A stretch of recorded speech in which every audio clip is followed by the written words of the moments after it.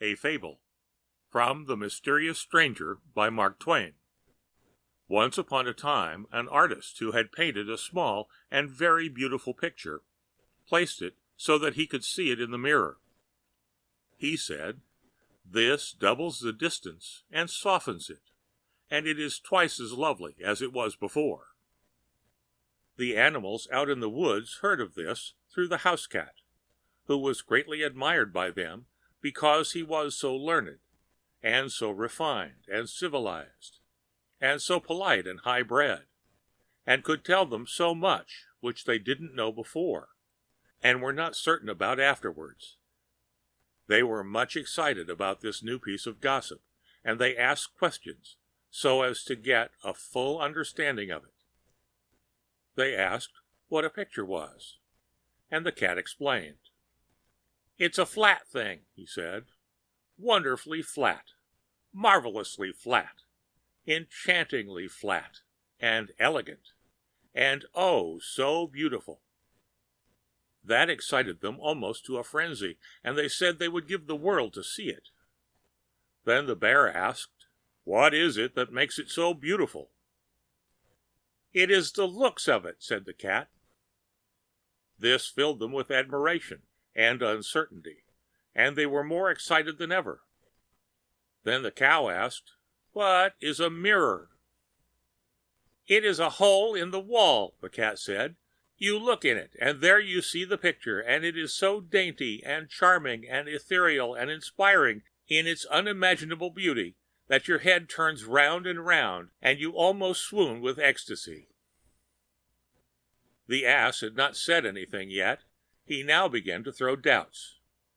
He said there had never been anything as beautiful as this before, and probably wasn't now.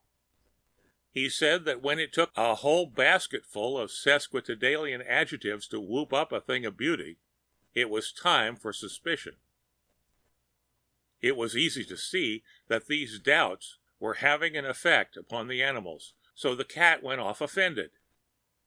The subject was dropped for a couple of days, but in the meantime curiosity was taking a fresh start, and there was a revival of interest perceptible.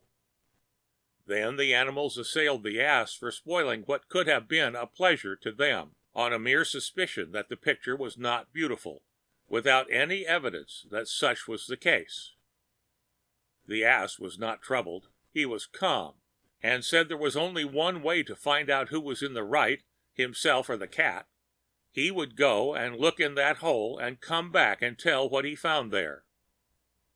The animals felt relieved and grateful, and asked him to go at once, which he did.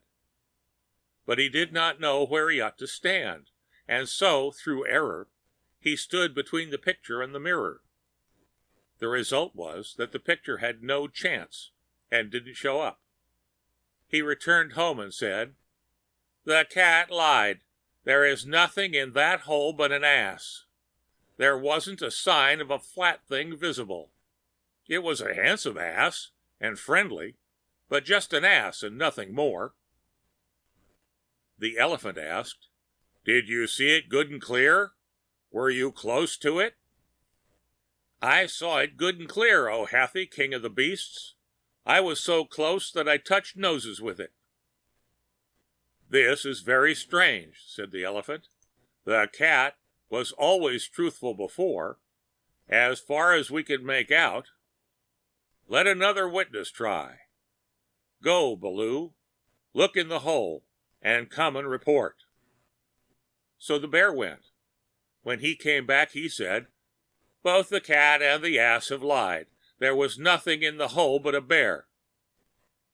Great was the surprise and puzzlement of the animals. Each was now anxious to make the test himself and get the straight truth. The elephant sent them one at a time.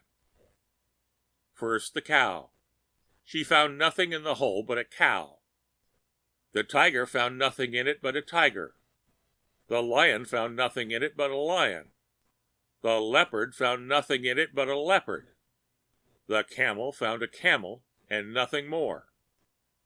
Then Hathi was wroth, and said he would have the truth if he had to go and fetch it himself.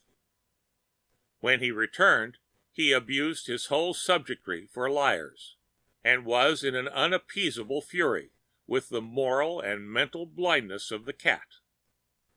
He said that anybody but a near-sighted fool could see that there was nothing in the whole but an elephant. Moral by the cat. You can find in a text whatever you bring, if you will stand between it and the mirror of your imagination. You may not see your ears, but they will be there. The end of A Fable by Mark Twain.